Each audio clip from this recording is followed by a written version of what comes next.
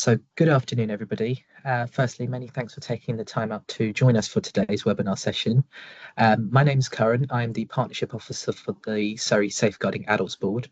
As part of my role, we are developing ways in which we engage and communicate with agencies across the county, and delivering our webinar series is just one of the many ways in which we'd like to engage with you all. So we try to disseminate information and raise awareness around safeguarding issues and priorities. And today is a focus on which we'd like to kind of engage with you all about. So today we are joined by Lisa Smith, who is the Deputy Director for Research and Practice. Lisa has kindly offered her time today to give us some insights and focuses on making safeguarding personal within Surrey.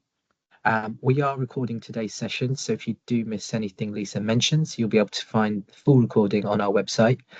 We will also offer the opportunity for you to ask questions at the end, and we will pop in a feedback link. So if you don't mind spending a short while filling that out at the end as well, that'd be really helpful for us and Lisa. So without further ado, I will now hand over to Lisa. Thank you very much. Welcome everybody. It's a great pleasure to join you today. So we've got about an hour together today looking at making safeguarding personal. So I'm going to give a bit of an overview of making safeguarding personal, its development, where we are with it now. I'm really thinking about making safeguarding personal as a strengths-based model and thinking about how that fits with other strengths-based ways of working, like, for example, risk enablement. There are a lot of resources to support practice around making safeguarding personal, which are hosted on the LGA, the Local Government Association website. And if we've time, I'll do a little show and tell of some of those resources. So that's our plan for today. If you have got questions in the chat, I'll pick them up at the Q&A session. I've got a little technical issue, which means I can't see the chat as we go through. So if there's anything particularly pertinent, Karen will kind of alert me to it.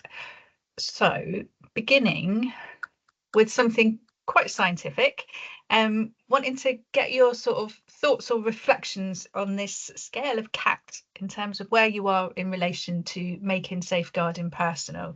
So if you can pop the corresponding number into the chat with a brief explanation. So if perhaps making safeguarding personal really excites you, you might be feeling like you're CAT number 3 there. Or if you're a little uncertain, you might be CAT number 2. A bit of a just to gauge where you are in terms of making safeguarding personal, whether it makes you feel really confident or whether it makes you feel a little bit uncertain or really quite relaxed around that. So lovely, thank you. So Philip is thinking he's in a lot of 6s. I don't know if is that a perky 6 or an angry looking 6.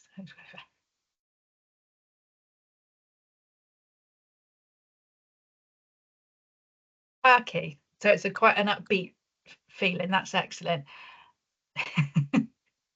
My screen's quite small, so I couldn't decide. So so we've got some alertness and some keenness. We've got a 2, which is maybe a little uncertain. 4 for Paul there, a bit uncertain and not totally confident. This is a deeply scientific way of kind of gauging opinion and thought in terms of things. So that's really helpful to know where you are. So hopefully kind of we can do a bit of learning together and continue that sort of feeling of perkiness. And for those of you feeling maybe a 2 or a 4, we can get you to that 6. I like that. So reasonably relaxed, but a long way to go and a bit uncertain.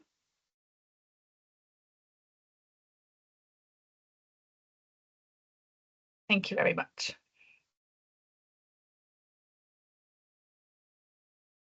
So we've got an outlier there, Charlotte, you're a 9. He looks kind of maybe buoyant. So a lot of excited, perky people ready to go. Thank you very much. That's really helpful in terms of thinking about how we go. Thank you, Sue, it's not the easiest of mediums, is it, when we're trying to kind of tap away. So that's really helpful to know where you are, and feel free to use that scale of cat in other scientific studies that you might be involved in. So making safeguarding, oh, we've got a 4 and a 6 in there. So making safeguarding personal has been running now since 2010. And so from its inception, it's always emphasised, safeguarding adults should be person-centred and outcome focused. So really putting the person at the heart of that. So before we had making safeguarding personal, the way that we did safeguarding adults was through the that no secrets framework, and all of our ways of working were very driven by process. So when we were thinking about safeguarding adults, professionals would set times for meetings, there'd be schedules, you'd need to have a certain case conference and then a follow-up review meeting, and a lot of the activity around safeguarding was that process driven. Have we done this thing at this time, in order to meet our targets, if you like. And sometimes, actually quite often, people who were drawing on care and support, who were part of a safeguarding adults process, did not even know that they were part of a safeguarding adults process. So we had, kind of this idea that professionals were making decisions without people. And I can remember in my sort of previous role, I've been in this role for over a decade now, but sitting in safeguarding adult meetings where we as professionals were saying, well, we think we should do this for this person or this for this person, but we didn't actually speak to people.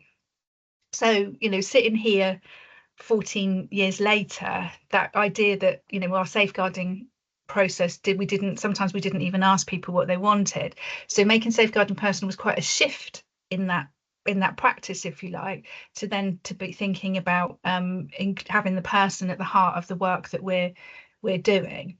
Whenever I think about this, I think about one of the last cases that I had an involvement with, and we were sitting in a strategy meeting, I think, as considering a person's safeguarding situation, and it was like a light bulb moment where somebody said, well, maybe we'll just ask this person what they think about their situation. And actually, when that happened, they came up with the solution for what they wanted to do within that situation. So we've come quite a long way, and we're still really learning about making safeguarding personal. And I've got these 2 dates up here. So it's been running since 2010, and then it was enshrined in the legislation when the Care Act came into being in 2014. So making safeguarding personal is now enshrined in the law, and has been now we're a decade on from the implementation of the Care Act. So that's just a little bit of history, if you like. So thinking about that, how we've come to where we are in terms of safeguarding adults.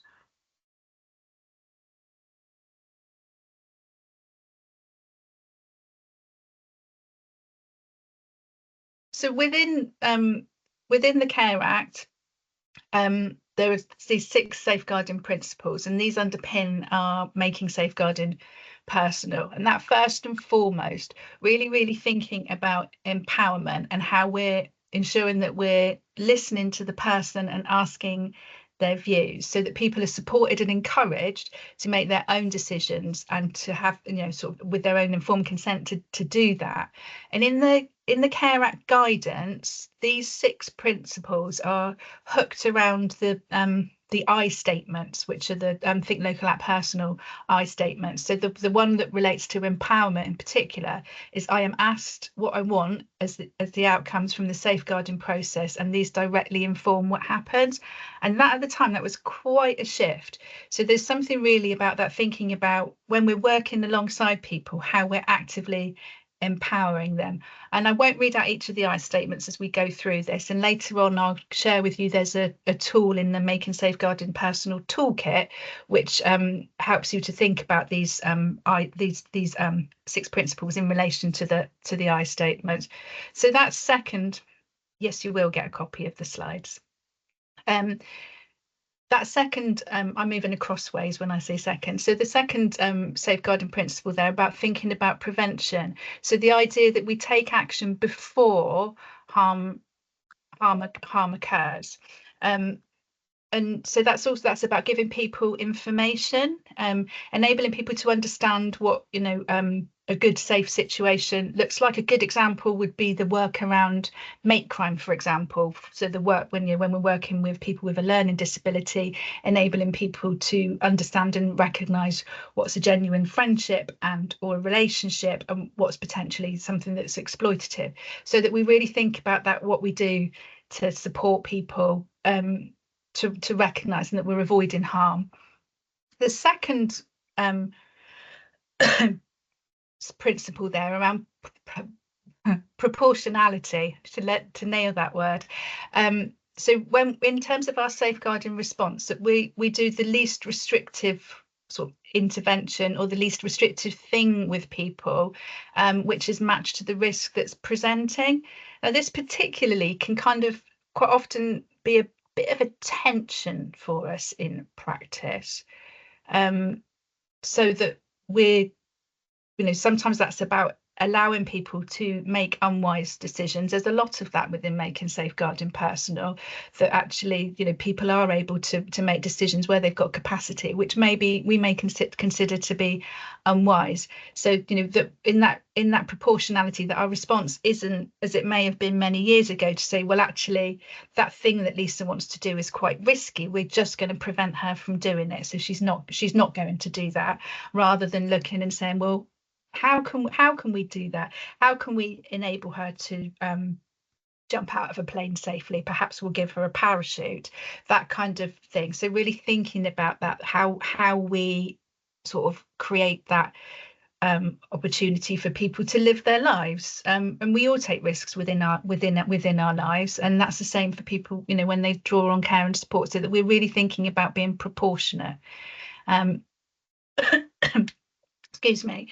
And the next principle there is thinking around protection, and that's really about thinking about ensuring that people have the help and support that they need to report abuse and neglect, and that we provide that sort of support and representation for them. So sometimes that might be about providing advocacy and those kinds of things to support people through that safeguarding process.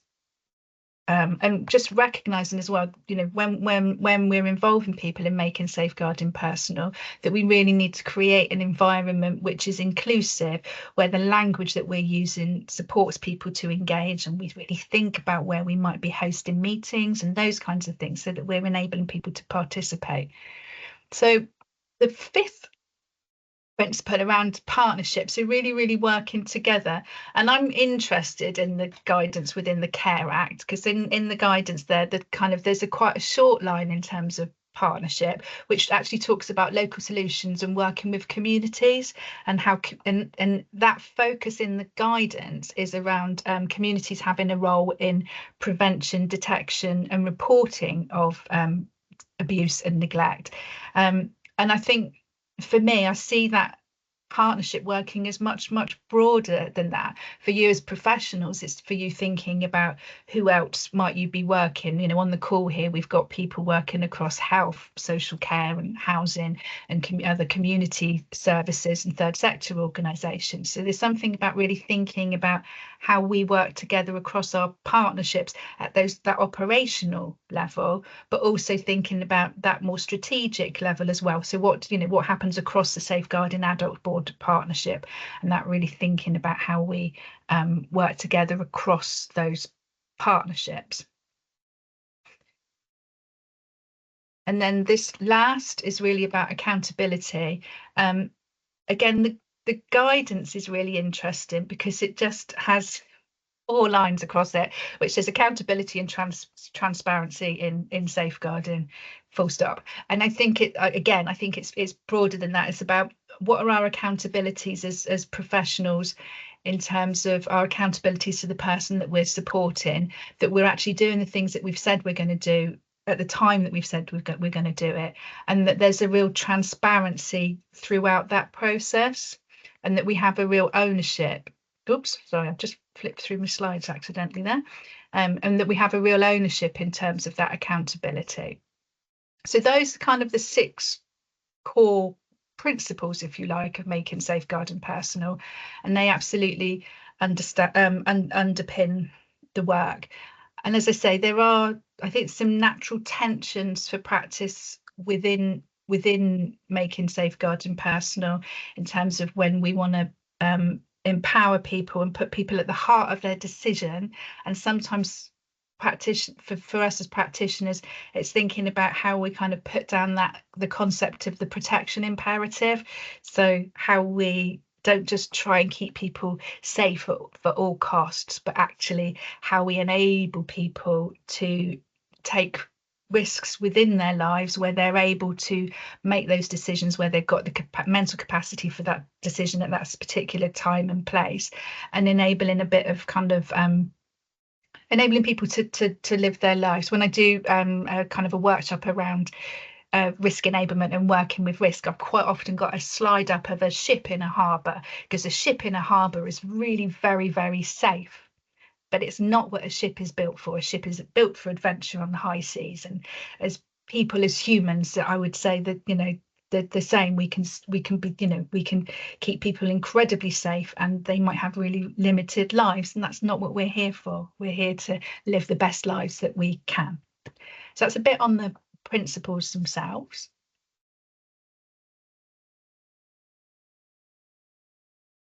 And this is just a little bit of a recap, and it feels a bit more leaning into practice, really. So really thinking about person-centered safeguarding. So that idea about empowerment, really listening to people, asking their views, seeking consent to kind of have conversations with other people, but also thinking about that, you know, the sort of the people within their broader context as well. So understanding their family members and their carers.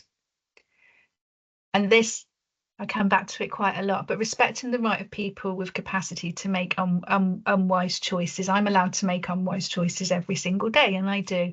I very often make what might be considered to be unwise choices, and we've all got that right. So it's how we balance that. You know, a lot of practice is around balance, and I think particularly that sort of respecting people's right to make an unwise decision is definitely in that sort of balance spot. And it's about providing people with information and advice. That's both in that prevention kind of place of giving people information about, as I was saying, things like make crime or those kinds of things, understanding how to keep themselves safe. But it's also giving people good information about what's happening. So, you know, within that safeguarding process, that we're giving people good advice within that, and, you know, where appropriate, providing, you know, advocacy and those kinds of things as well. So a lot of, and I think for me, a lot of what underpins making safeguarding personal actually underpins practice in and of itself. Actually, there's nothing here that maybe we wouldn't be doing in practice that isn't badged as safeguarding, and I'll return to that theme. So as I say, offering advocacy and support, and supporting best interest decisions. I'm really thinking about as well within that, you know, the requirements within the Care Act. So it's a duty on local authorities within the Care Act that we promote well-being and support people to live their good lives. And there's a real assumption that the individual is best placed to judge their own kind of well-being, and to really think about the outcomes that matter the most to them, and that we should be working to enable people to participate as fully as possible in decisions at every single stage. So that requires us potentially to think differently about the way that we work through safeguarding, in terms of, I think I said before, you know, how we structure meetings, how we ensure people have got, you know, the right information, how much time we take with people to explain what's happening, why it's happening, how much time we take to really listen to people to understand what it is that they want to achieve, you know, through that. What are the outcomes that they are looking for, and how can we support them to reach them?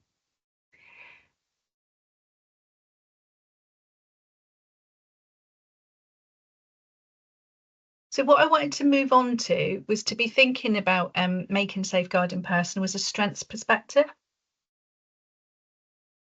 or rather a strengths-based approach.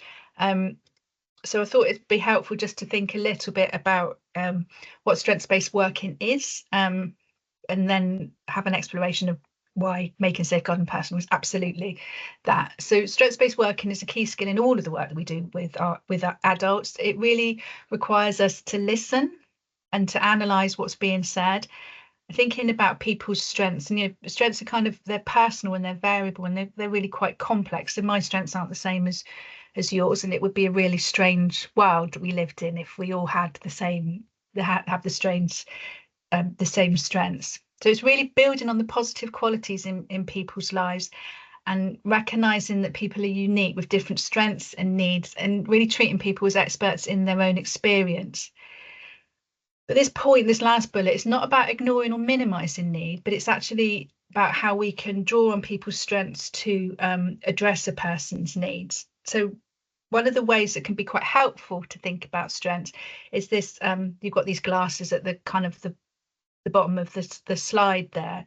So one of the biggest misconceptions around strengths based is that we just really focus on all of the strengths and the positives, and you've got all of this strength, and therefore you don't need our support. And sometimes, when people are criticizing a strengths-based approach, they'll say that it's actually the local authority or services negating their responsibilities and trying to put everything back onto the person. And it's not that. It's really about recognizing what we have and what we have as individuals, and how we really draw on that. And so having these glasses can kind of really help that. So on the one glass, they're both half full, and one is half empty. So the full part of the glass, that's what we already have. What are our strengths that we've already got? What experience do I bring? What networks have I got around me? What are my skills and those kinds of things. So that's, and then the empty part of the glass is what we need. So what are the things that I need to kind of top my glass up? And actually we'll all have different levels in our glasses, and we'll all have and the amount of water in our glass might change. So actually I might grow some new skills, or I might feel more confident, or I might recognize that I've got more things and support around me than I first recognized. So the idea is that our strengths perspective, we top up our glass so that we're building up into having a kind of a full glass of strengths, as it were. I think I'll finish with that analogy there. But it's this really recognizing that everyone's unique, and really thinking about that we all have different strengths and needs, and it's an inherently respectful approach. And that idea that we're treating people as experts in their own experience is really key. And I think, as that example when I was kind of talking earlier about how we used to do safeguarding adults, and it feels completely alien at this point in time to be really thinking about that we didn't sit down with a person and say, what would you like in this situation?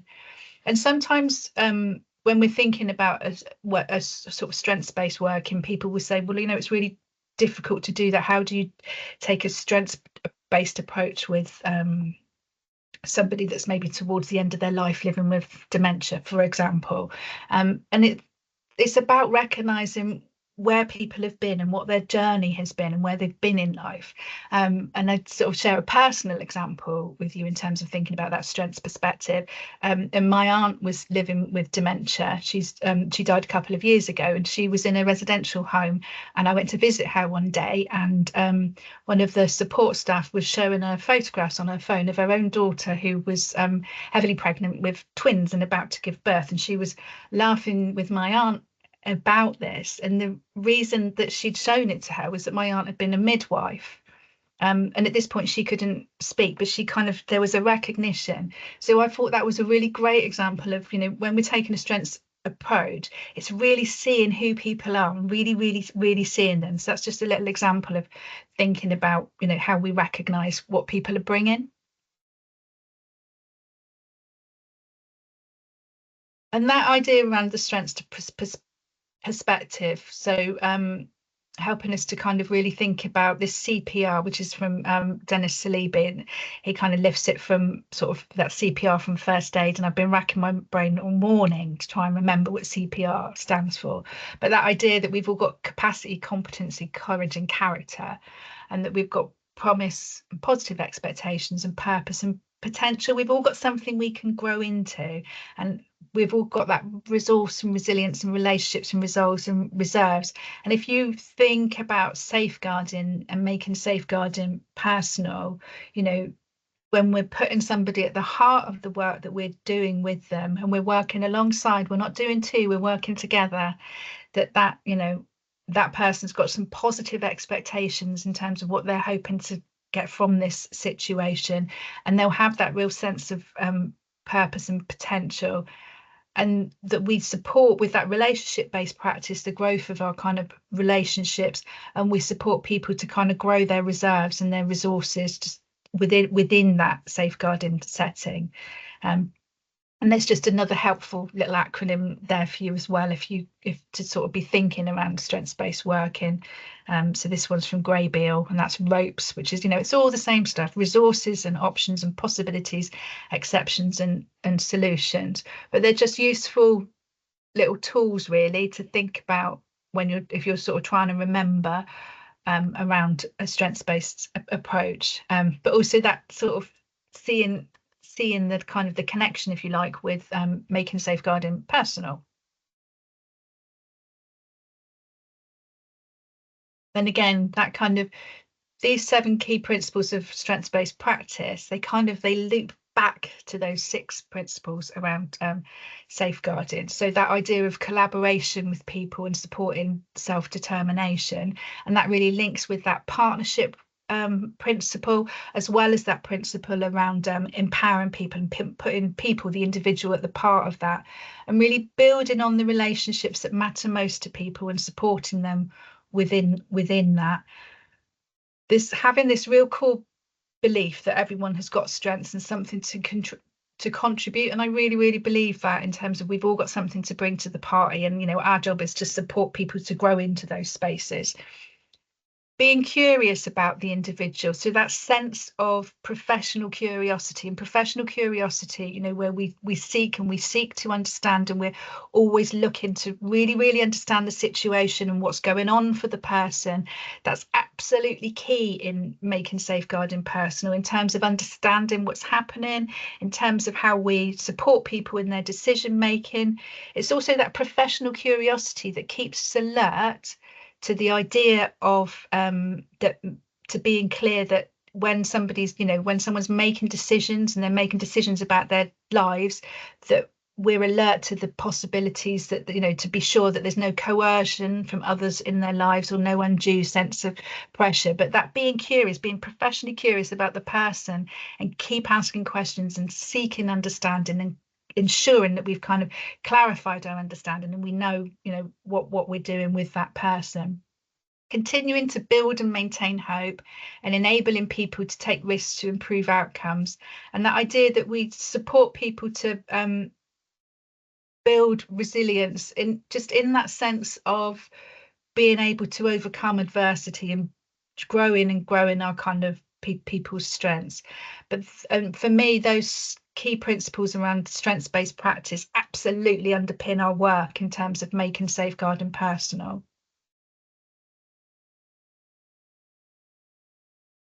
And I'd always encourage you to hold Bertha in mind. So this is Bertha Capron Reynolds, and she was a social worker working in the States, and she died in 1978.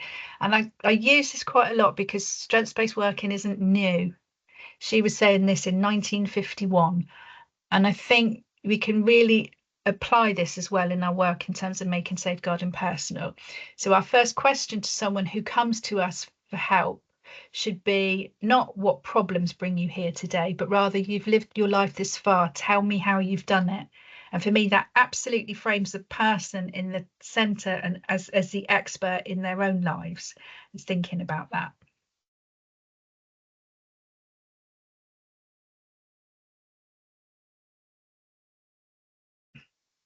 And I've also drawn on some relatively recent research in terms of thinking about making safeguarding personal as a strengths-based approach. Now, this piece of work is it's taken from an evidence scope where they looked at lots of different research articles, and this is in 2022.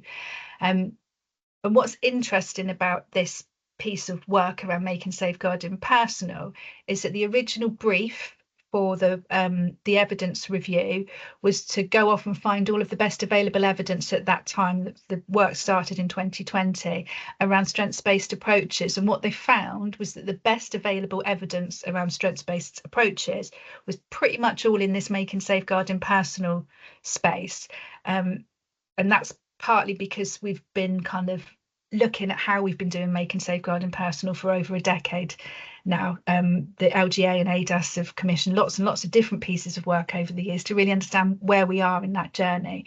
And some 4 interesting themes came out from this piece of work.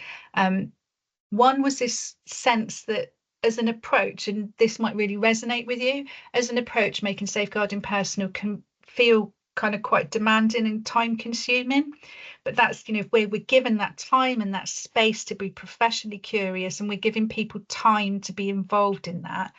But within that theme, it was found that, you know, it does have a longer term advantage. So, you know, if we're able to invest that time, then what we see later is that you know, we're getting it right first time. So not in that first example I gave where, you know, professionals met and they met and they met and they met, and actually if we just spent some time sitting with the person, we probably would have only had 1 meeting. So that idea that we you know, it does take time, but it leads to kind of better outcomes in the finish. This other theme too, that the organizational culture and setting is really important to support making safeguarding personal, so that the organization is working in that way that empowers people. And what that means is that organizations need to empower their practitioners so that practitioners can empower the people that they're working alongside. We can't have 2 cultures where our practitioners don't feel empowered to go and do their job, yet we're expecting them to go and empower people. So that the organizational culture is really important in how it kind of sets the tone and enables practitioners to deliver on making safeguarding personal and enact it with people. This third theme is quite interesting in terms of individual factors for practitioners and for the person drawing on care and support kind of impact in terms of how successfully making safeguarding personal is implemented. For practitioners, that's around confidence with making safeguarding personal. It's also about how they can effectively grow relationships, you know, that really excellent relationship-based practice, how they can work alongside people. It's about the quality of the relationship between the practitioner and the person who's drawing on care and support. But the individual factors as well for the person themselves is very mirrored in how people can sometimes respond to a strengths-based approach. So if the person is at the heart of the safeguarding, making safeguarding personal, hasn't had this experience of being empowered before and being enabled to kind of make their own choices, it can kind of feel quite tricky to take a making safeguarding personal approach, because it's quite different. So if people have always been saying, well, Lisa, you can't do that because you need to be safe, and then suddenly somebody's saying to me, well, what do you think, Lisa, what would you like to happen here, then that's a bit of a shift, and it takes a little time to support people to really understand that they do have agency within this. So that's quite a shift. And as our practice moves along over years, then we'll much more embed making safeguarding personal, so people won't have those kind of older experiences of maybe not being at the heart of what's happening. And then that final theme around embedding and sustaining making safeguarding personal, it requires strong leadership. It requires strong leadership from leaders of organisations and across your local partnership, across your Safeguarding Adults board. But it also requires engagement at all levels. So it's not enough, if we really want to embed and sustain making safeguarding personal, it's not just about training our practitioners, it's about linking that back with our organisational culture, but also that local strategic kind of setting. So I just wanted to share that with you as a kind of a helpful piece of evidence in sort of the framing, if you like, of making safeguarding personal as a strengths-based approach. So I'm going to go on to look at some of the resources around making safeguarding personal. So there's a making safeguarding personal toolkit, which I'll give you a little bit of a walk through. There's some case studies on the Making Safeguarding Personal website as well. And actually, when I was looking earlier in the week, I think that there are links to all of these on your your local Safeguarding Adults Board page in any case as well, so you'll be able to easily navigate them, and I'll share the links as I go in the chat, and we'll share them as part of a follow-up. But now we're going to have a little bit of a quiz.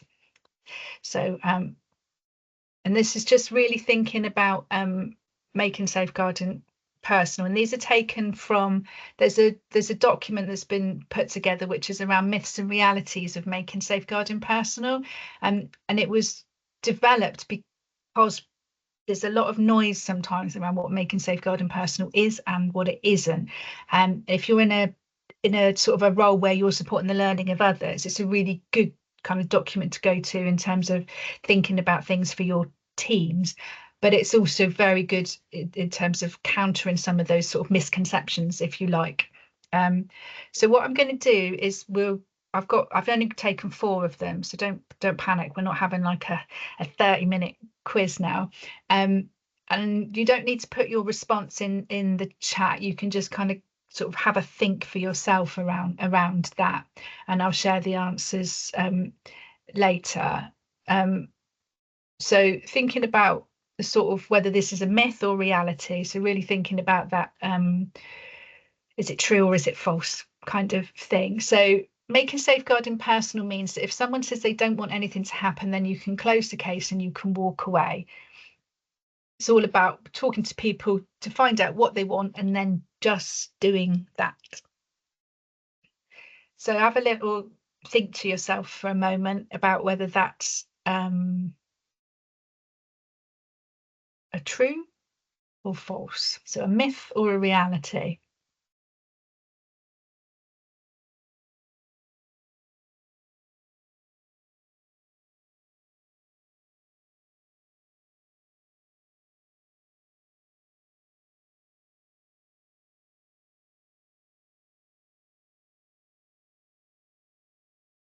And you don't need to put your response in the chat if you don't want to. And the other thing to say about where these came from, these are when they developed this myths and realities document, then they weren't made up. These were things that kind of people have sort of been saying around making safeguarding personal.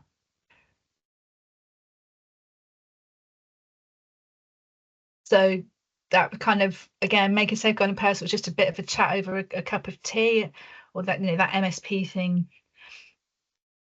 over there. So we think that's a myth or reality. Is that something people do say? It's just, but just people having a chat. It's not really doing the work. It's just, having a chat, and it's not really about practice.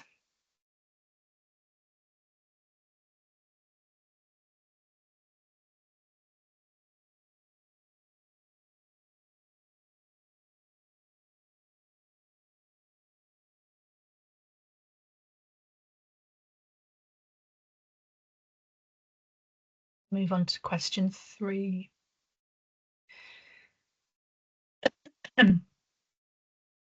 This feels like something quite pertinent, actually. So making safeguarding personal, it takes too much time. People don't have the time to explain what safeguarding is, to talk to people about their lives and everything that's happening, all of their options. And it's not realistic. It's not a realistic idea. It's just a notion. It's not realistically going to be able to be translated into practice.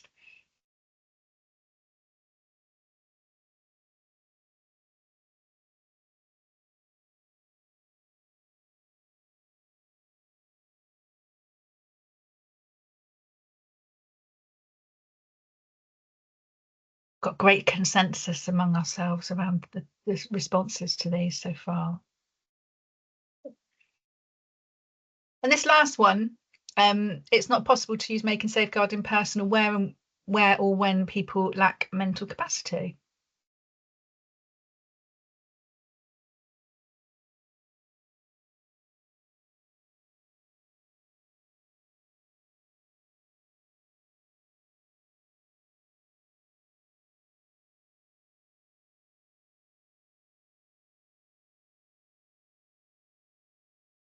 Excellent.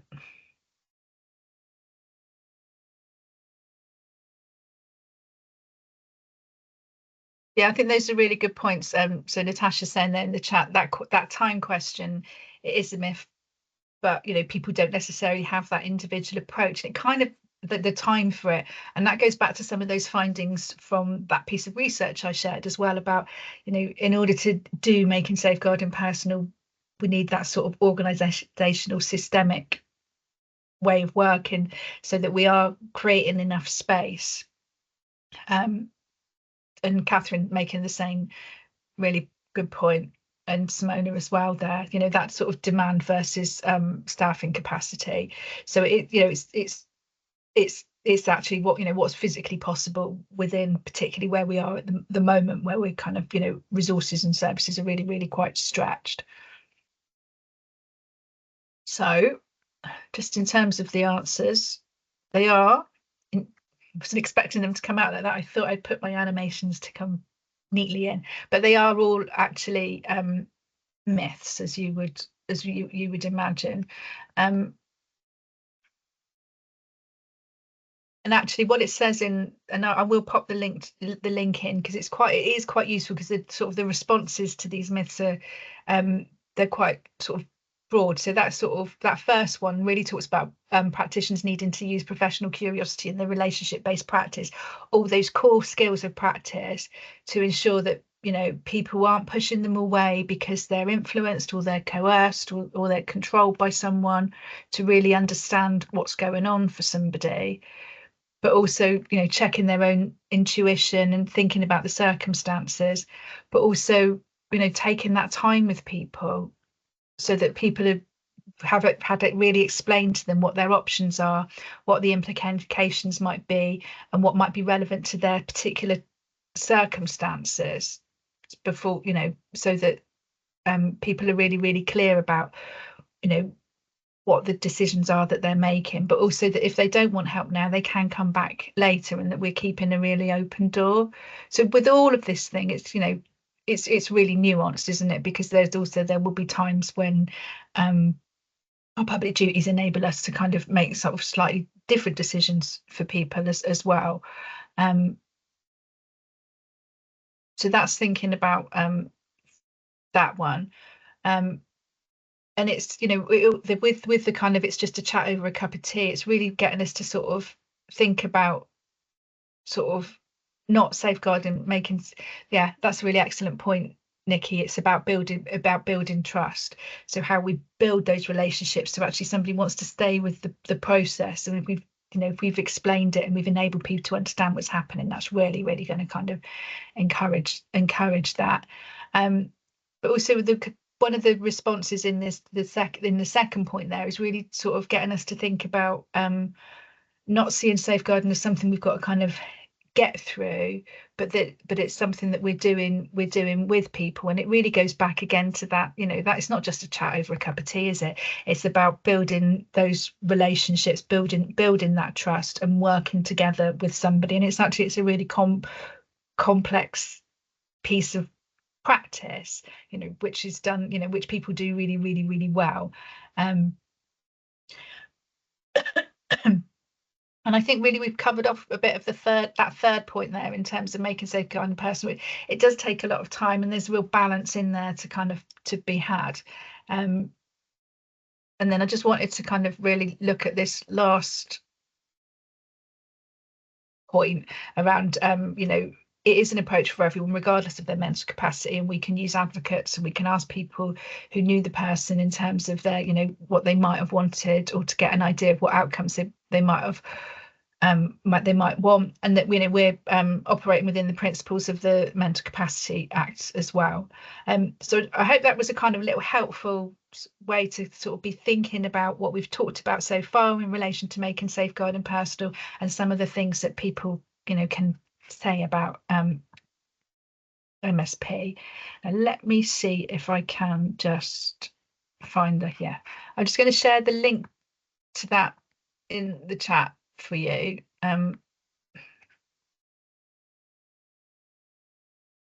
So you can kind of have a read of the bit of the detail in terms of that. And then, oops.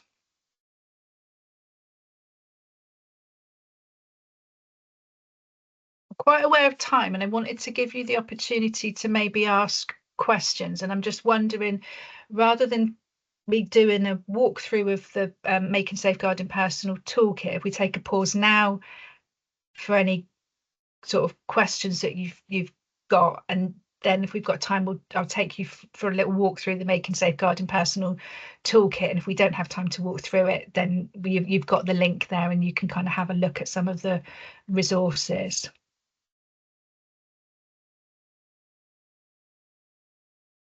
Thank you, Lisa. I'm just going to open up mics and cameras for people then, just so that if you do have a question around some of the things that Lisa has mentioned around making safeguarding personal and the toolkits that we're going to go through now, I'll just open up the cameras and mics for people now so that we can do that.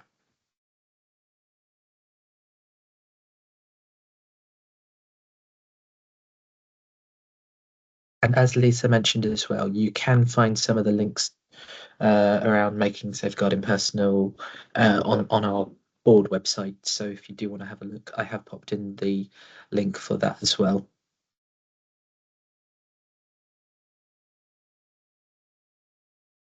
Any questions, reflections burning? Natasha. Hi, sorry, I'm a bit croaky today. Just a quick one, really. It's just a reflection from my staff and sort of teams and things that come up to me as part of our conversations. When we talk about making safeguarding personal, I think we're quite good at trying to do that. But I think for us, there's some difficulty in us wanting to provide that personal response to a situation maybe one of our clients is in, but then and us trusting that we've made that assessment correctly.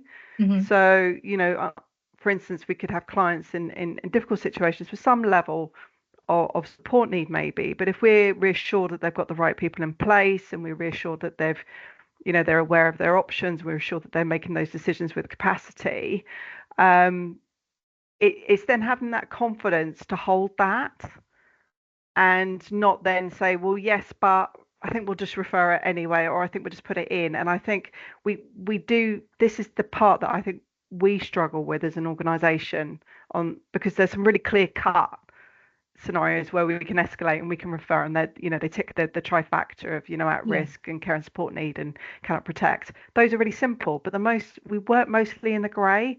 Yeah. And I think this is, for me, is very difficult because I advocate, when you look to the cat pictures, I'm like, I've already had 2 conversations with people today where I've said, you know, what can we do to support? What can we do? What we call the little less safeguarding side of things. What can we do to strengthen this person's situation? What are their strengths? What do they need? But it comes down to, well, should we, my colleague at SABP told me I have to submit an adult social care referral.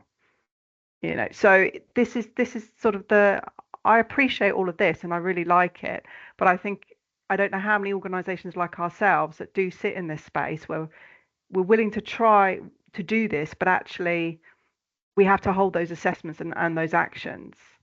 Am I making sense? Sorry, I'm flu riddled. I might not be making any sense, but no, you are. You're making it. How do we do that without escalating?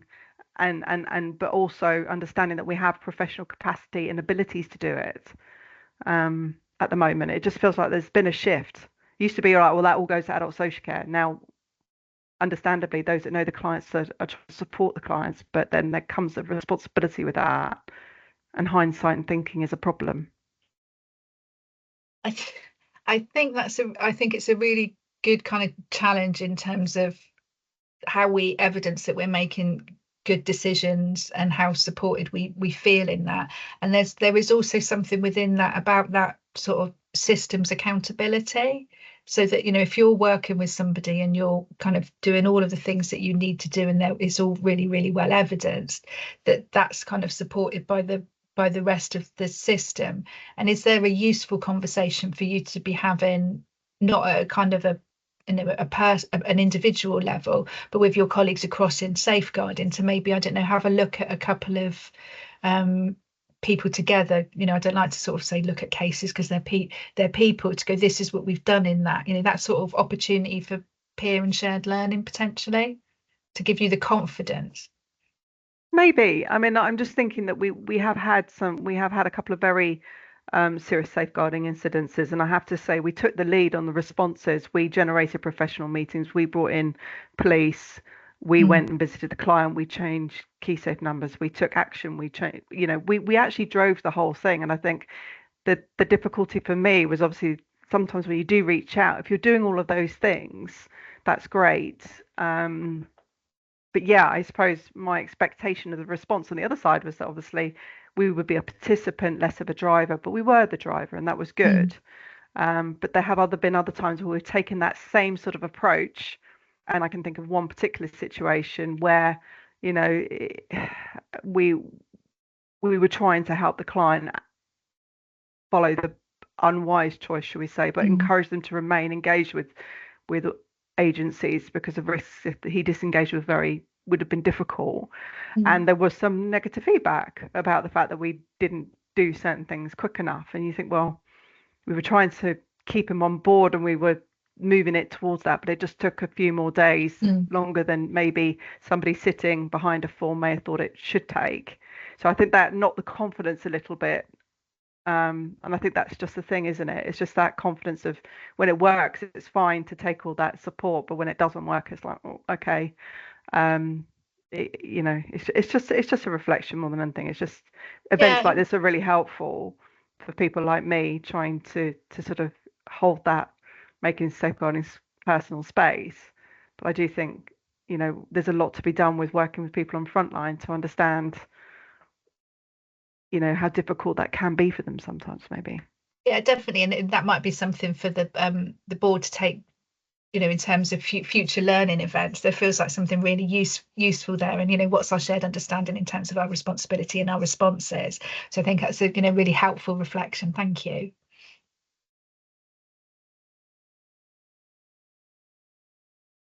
Are there any other questions whilst we've still got Lisa?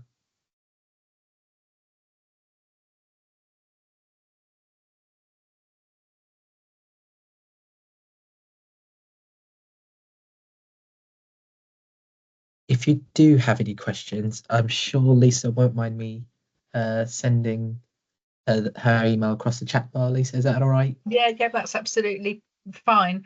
Well, we've got a couple of minutes then. I'll just give you a quick show of this, the Making Safeguarding Personal toolkit, because there's lots of different kind of resources within there. Let me stop sharing my presentation. Okay.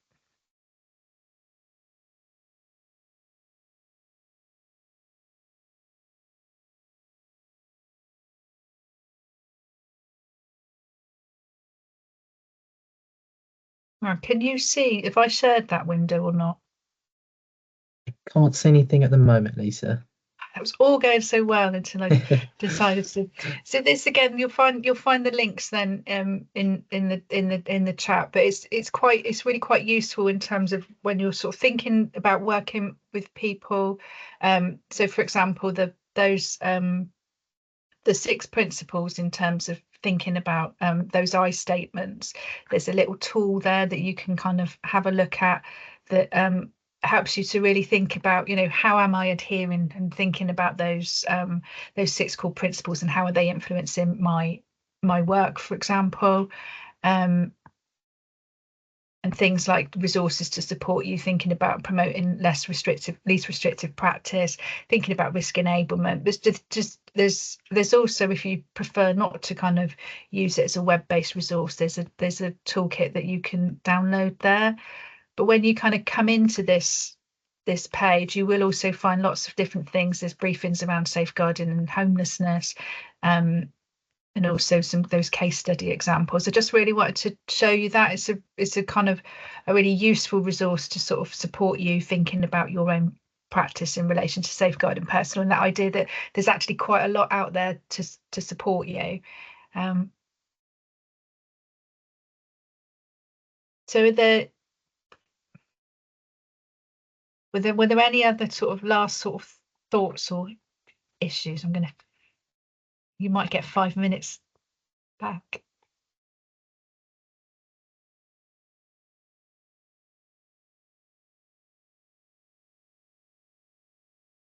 I'd really recommend that the toolkit as well, in terms of if you're doing any kind of team-based learning, you know, you could kind of take a particular tool and be thinking about, you know, how you might want to use that. So thanks very much for taking the time today. I really appreciate it.